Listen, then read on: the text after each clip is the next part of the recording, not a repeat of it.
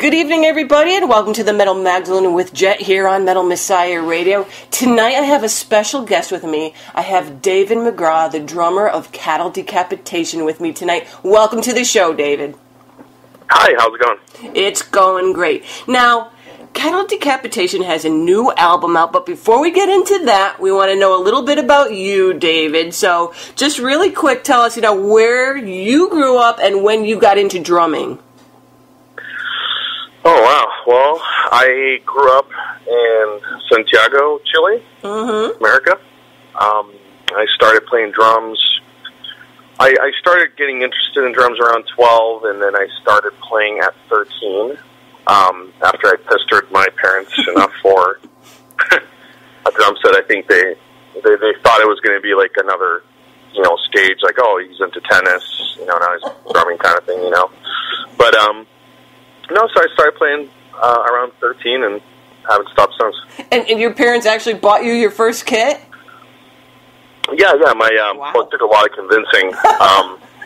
But it was kind of interesting how it went through my mom. Well, it's nothing to laugh about, but my mom had like an accident, and she got like a small settlement for it, and she was like, well, we've got unexpected income, so here's that drum set, and after pestering for like a year, I finally got it, and it was cool. I mean, it wasn't anything crazy, but when you're like 13 and like anything was just like amazing. So yeah, it was very cool. So what kind was it? Do you remember? Oh yeah, it was some off Chinese brand called Maxtone. Mm-hmm. Yeah, Maxtone, and yeah, I mean, it was just like whatever, but it was cool. I mean, I played with that kid until I moved to the States, so I played on it for about 4 years, and then I bought a second bass drum, and all they had was the color silver, so I had like this black set and then a silver bass drum next to it. It was pretty bad. So when did you come over? When did you finally come over to the United States? I moved when I was 17. Okay. Now, were you in any bands prior to Cattle Decapitation, and what kind of music was it? Yeah, well, I used to play in this band called Sleep Terror before Cattle, based out of Seattle. Mm-hmm. I mean, it's a band that never really released like a lot of records, but still active. Luke Yeager is the main guy behind Sleep Terror, and he's continually put out music. He's actually doing like a mini tour through the West Coast right now, but it was let's say maybe like sort of tech death metal with a lot of jazz and fusion elements to it. What I mean by tech, I mean it wasn't undecipherable, over-the-top stuff like a lot of bands do nowadays, but it still kept a lot of groove and kept it interesting, and it was a lot of fun, and that's how Cattle and a lot of other bands were introduced to my playing, was through Sleep Terror. We did a full U.S. tour, and back at the MySpace days, we had a bit of hype going on, so it was definitely cool it helped to get me out there a lot more than just playing local shows and people, like, knowing, oh, cool, he plays pretty good and stuff, but this is more of, like, that band kind of helped me catapult a little bit more, you could say, as far as, like, people knowing about my skills or whatever. And so how did you get the gig in Cattle Decapitation? Well, I was talking to those guys for a while. This is back in 2005, 2006. I was getting hit up by a few other bands, too, just contacted by MySpace, asking if I would be interested in playing with their bands, but I was really devoted to Sleep Terror. Mm-hmm. So I was, very appreciative of the offers, but I had a lot of faith in Sleep Terror and liked the music a lot, so I wanted to stick around for that, but things just didn't work out in the end, and I ended up leaving the band in 2007, and then I remember talking to Travis, and the rest of the guys in the band throughout the years about possibly doing something, because they were having like sort of a revolving door with all their drummers. Mm-hmm. So yeah, when that happened with Sleep Terror, I was like, you know what, I moved to the States to pursue this, and I gave Travis a call and I said, hey, I'm available if you guys need like a session drummer or a drummer for a tour or anything, let me know. And the drummer said, you know what? Actually, let me give you a call back in a couple of days. We might have a tour coming up where we need a drummer. Mm-hmm. So that's how it all started, and that was in winter of 2007. Yep, so almost 10 years already, and it was not a bad move for you. You got drum endorsements, right? Well, I mean, yeah, no, it's no, not a bad move at all. I mean, they were an already established band within the death metal circuit, so it was definitely cool. But at the same time, they were. What I think is more cool is that they let me, put in all my creative input and write music for the band, which a lot of bands, even if, they're at a level like that, if they have a certain formula and they have a certain way of writing music, you sort of join and they're like, nope, no more cooks in this kitchen, right? But they're cool enough to, to say, hey, let's give you full access to this whole thing, and that was awesome. So from the minute I joined the band, I was able to start writing and contributing and doing all that stuff. So that was really cool. Okay, so, actually talking to Travis about you the last time I talked to him, he spoke very highly of you and your musicianship skills, too, in contributing, and I thought that was actually kind of nice because a lot of people don't really give two shits about their drummer. That's just the dude in the back there that does what we tell him. No, totally. That's the thing, and yeah, I mean, sometimes it's hard to talk about, like, how much you contribute without sounding kind of pompous, you know what I mean? Like, oh, I do this and that, but I mean, I have a lot to do with the writing in this band. Both, riffs, just entire songs, the whole spectrum when it comes to writing the music of the band. I'm very, very involved in that. So, yeah, I mean, like I said earlier, it's really cool that they had, I guess, I don't know, faith in me or whatever you want to call it, to be like, hey, we'll let you write. I was like, awesome, cool, because, like I said, other bands might not see it that way, or might have a problem with it, whatever. But yeah, no, it's when you're a drummer, I guess, yeah, you're right. You're kind of like behind the scenes a little bit, and it's kind of what you sign up for without knowing, really. I throw jokes around all the time, like, I mean, I love playing drums, of course, but like when you buy a drum set, it should come with a drum tech included, or you should have like a little picture of, like, are you sure you want to be a drummer? Because this is what you can expect to become a drummer. Like loading in and out, like, it shows like you moving a bunch of drum gear by yourself, and then like your guitar player with a guitar and like a guitar head, and they're done for the day. Plug it in. Singer is like talking. The singer's like sleeping somewhere.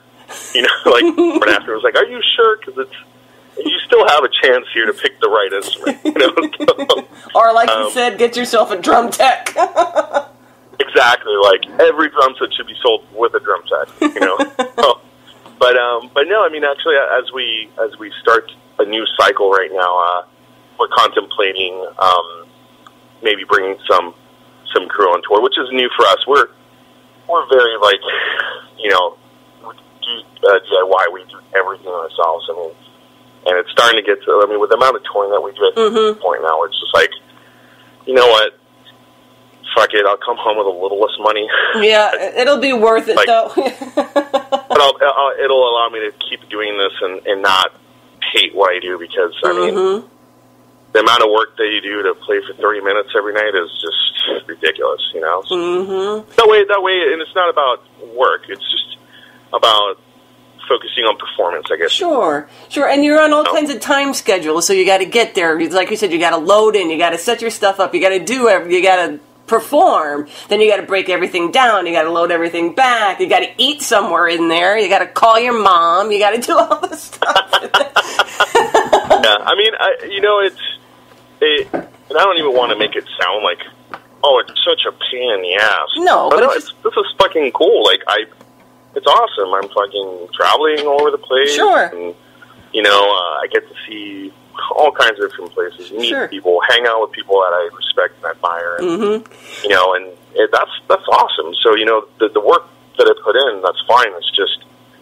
you know, after X amount of years, you know, like, you know, there's other stuff that you might have to do, and you don't want to have to worry about the little things like that someone else could do, and that would be happy to do to come along, you know, on the road or whatever. So, yeah. All right. So let's talk about the new album, The Anthropocene Extinction. Did I say it right? You did. I think, you know, actually it's funny because I think it's Anthropocene instead of Anthropocene. I think it's Anthropocene. Okay, we'll just say it's my New England accent then. There you go. You know what? Yeah, exactly. I was just like, dude, I just realized that we've been saying that the name of the album wrong the whole time. And I was like, oh shit.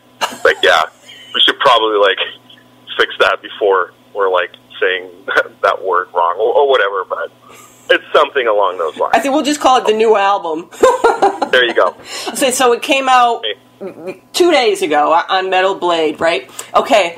Now Travis, this is August 7th. Right. Now this is reading off of you know, the little things that we get from the record companies, and Travis has mentioned it's in our press release that the new album is set in the world that we destroyed, and lyrically it's certainly the most depressing record that he's ever written lyrically. Now, of course, Travis, both vegan, as we know, and very environmentally aware, sunk a lot of his philosophies and feelings, once again, like he always does, into this album, which makes it quite powerful as a concept. But what did you guys do differently musically on this album? Because you're the musician, and Travis told me that himself. You're the musician.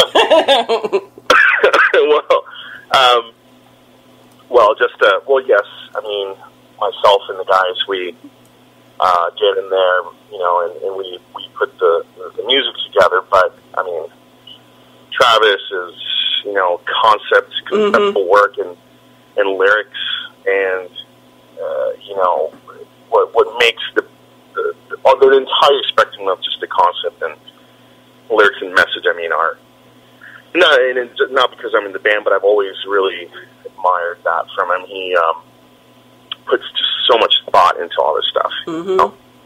And but yeah, as far as the writing process goes, I mean, we just it's a little bit different, I guess, than how a lot of current bands do. I mean, normally in a band there'll be one songwriter or two tops, you know, that take care of everything. Because I mean, when you're writing music, when you have a song, like more than just one songwriter, then visions clash a lot, you know, and it's like a lot of knowing when to step back, like knowing when to how to put it, roll with someone's idea, even if you're just like, no, like this sucks, or I don't think it's good, or whatever. It's there's a lot of I guess psychological warfare going on there when you're writing. So I mean, it's not easy. I mean, the writing in this band is hard because of just the headbutting and all that stuff. And like I said, because there's more than one songwriter. It's not just someone showing up going like, all right, this is a song that, and then of course you play your part. You can make little adjustments, but nope, that's how it was when I was in Sleep Terror. Luke was, nope, I'm the songwriter. I write, this is my music. You just play it, you know? And in this case, it's not like that. But there's certainly more of like there's got to be someone who's sort of leading the ship, I guess, when it comes to writing as well. I mean, sometimes it's easy to get in the jam room and just not do anything or wank around, you know? You kind of have to like, all right, so let's work on this. Or, hey, what did you just play just now? Okay, cool, let's do that X amount of times, and maybe that'll work with that other riff that we had last week, or, you know, stuff like that.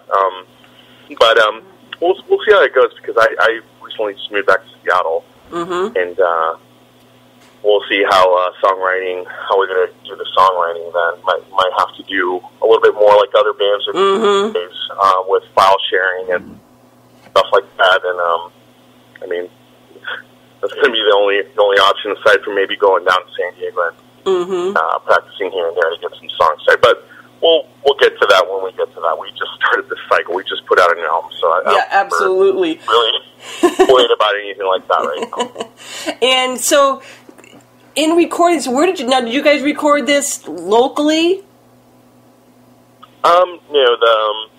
The album was recorded in Denver, actually, Westminster, Colorado, which is a suburb of Denver. We recorded the album with David Terrell, which is where we recorded the last album. Sure, yeah.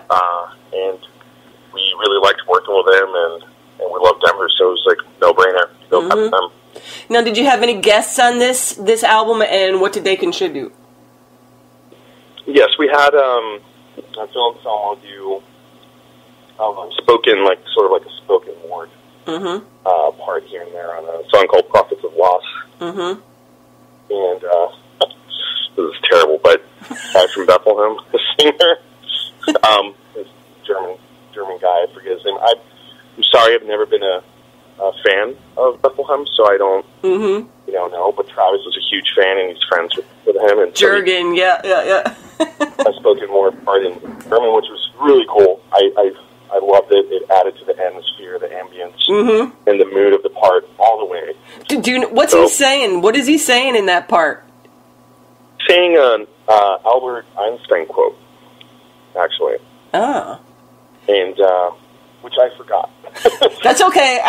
It sounds cool in German, whether I understand it or not. So. No, but it's actually, look it up. I mean, if you look it up, you sound like my mom. Listen, if anybody wants to check it out, it's from Albert Einstein, and it makes sense with the lyrics and the theme of the song. And it's on the last song of the album, which is called Pacific Rim. Yep. And it's towards the end of the last song of the album. So it's just a quote that sort of ties everything together, and it goes along with the mood and everything else. So right. Those are the sort of things that Travis came up with that are really cool. Like these extra little things in there that just add so much more to the writing. And Phil was on what? Prophets of Loss? Correct. It's the second track off the album.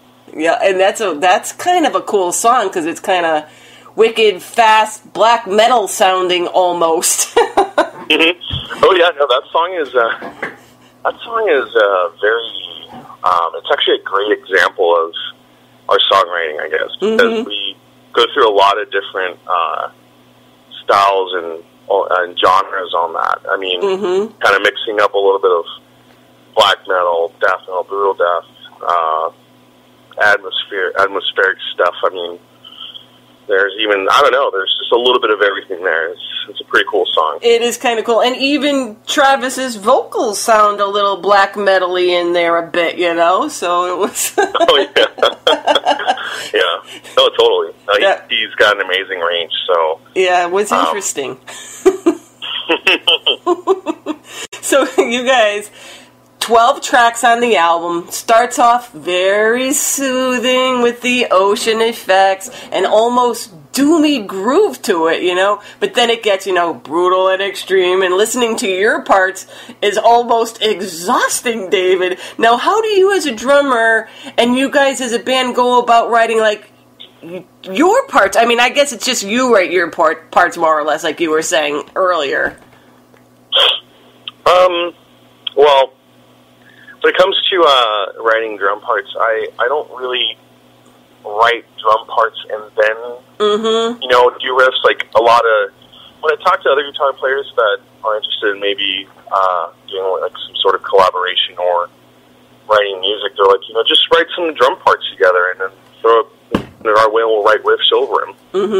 And I know that that's how a lot of people do it and have been doing it, but for me as a drummer who writes guitar parts first, it's a little weird. Yeah. What's odd too is I technically don't play guitar, but I'm lucky enough to be around so many amazing guitar players that I can explain and sort of direct what it is that I'm thinking, and then at the same time by the guitar player receiving what I'm telling them, they also put a little bit of their own style, so it kind of makes it unique. But I don't know. I guess I just listen to the riff part, and I play what I feel is going to make the best out of the riff. I don't write drum parts just to be crazy, or what's the fastest I can play, or nothing like that at all. So in fact, I'm sorry. So I was going to ask you. So then, is writing the drum part the easy part for you? You know, I brainstorm more on guitar riffs, bass parts, and atmosphere than any drum part. Not that the drum parts are easy breezy. A lot of times I'm like, fuck, what the hell was I thinking? You know, but you know, when I've got to play this shit live, you know, I'm like, I get on stage and I'm playing this stuff. I'm like, man, what the hell? But yeah, I mean, what was I saying? I spend a lot more time focusing on the song as a whole. Right. I feel like people. No, I'm not going to generalize, but I feel like the whole, you know, being extreme with drums and metal in general, like it takes all the musicality out of it. I used to be. I guess I went through that stage where the more technical and extreme and over the top, like, the cooler it was. It's more of like, oh wow, that's so cool. But you know, am I going to remember this song for the rest of my life? Is it memorable? Is it catchy? Can I get it? Can I? Right. You know, can I not forget the song? No, I mean, I've heard stuff that's just like over the top insane, but you know, it's got zero musical value to me personally. Just to me personally, some people love that stuff, and it may have that sort of impact on them, but not on me. Now, do you have a personal... Yeah. I was going to say, do you have a personal favorite song off of the album?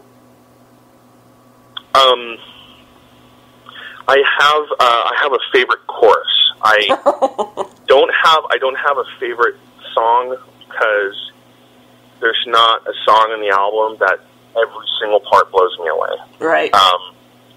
And that just comes to arrangement. That all comes down to arrangement, and that comes down to there's more than one person writing the music. You know what I mean? So there's some parts that I'm just, and this is just to be extremely honest, you know, there's some parts I'm like, that I didn't write, that I'm not crazy about. Maybe that sounds a little biased, no. that I didn't write it, but it's just, even if it's a part that I wrote, if I wasn't crazy about it and somehow we kept it, you know, and it's a part of a song, it's going to throw me off. But to answer your question, my favorite part of the song would be Circus Inhumanitas. I remember when we were in Denver recording, I heard the chorus for the first time, and I looked at Travis and I said, that's it right there. I said, that is super, super catchy, awesome, that you're hitting the right notes. These are the notes, you know, that I want to hear. I mean, awesome. Like, the chord progressions, whatever you want to call it. All out. So that's my favorite, like, I guess, part of the whole album. Okay, well, that's... I don't even play it live right now, but hopefully we will, because I love that song. And, okay, so you just started Summer Slaughter Tour. I mean, I'm going to ask you how it's going so far, but you haven't played that many shows. But of the shows you did play, how has it been going, and how have people been receiving some of the new music you've been playing? You know what? The tour's going really well, actually. We're about halfway through, I'd say. Oh, wow, already. Under halfway through. Maybe slightly under halfway through. But, you know, the shows have been great. I've had a great time so far.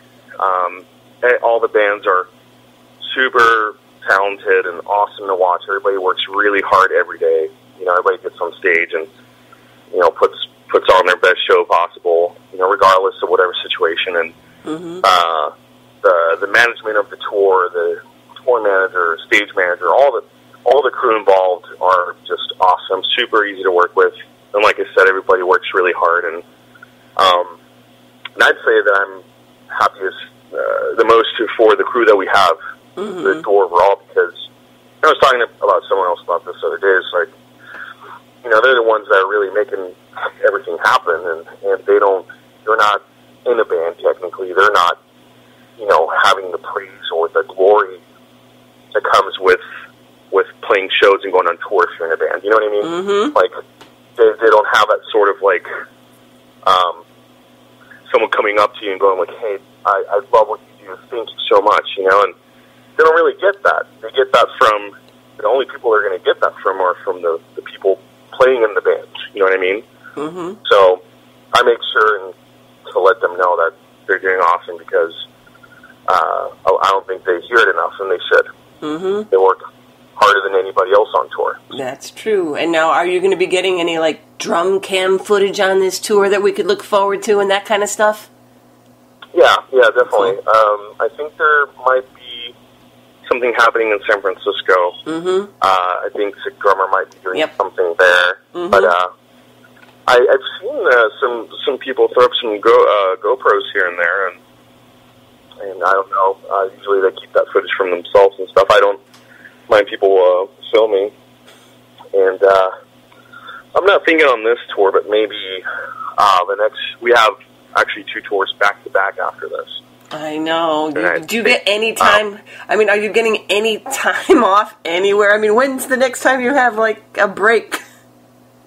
Well, actually, when this tour ends, we have about 3 weeks between the other 2 tours. So I'll probably go back to Seattle for 2 weeks, come back on that last week before tour starts, and get her going, And what tour is taken off after Summer Slaughter's done? Okay, so we're doing our headliner tour. Mm-hmm. Like, we're basically doing select U.S. dates that weren't really done by Summer Slaughter. Right. And we're also doing a full Canadian tour. Oh, okay. So it's like a mix. It's a North American tour. So it's there you go. Select U.S. dates along with all of Canada, because we never... we play Canada, but always like the East Coast of Canada, and not even that often. So we're going to do an extensive Canadian run. Oh, nice. Awesome. We love Canada. And then actually we have a tour with a direct support for Cannibal Corpse, which is going to be announced tomorrow. So I'm just going to go ahead and say it. So we're doing that to our North American headline tour, which connects directly into direct support for Cannibal Corpse. So that's going to be awesome.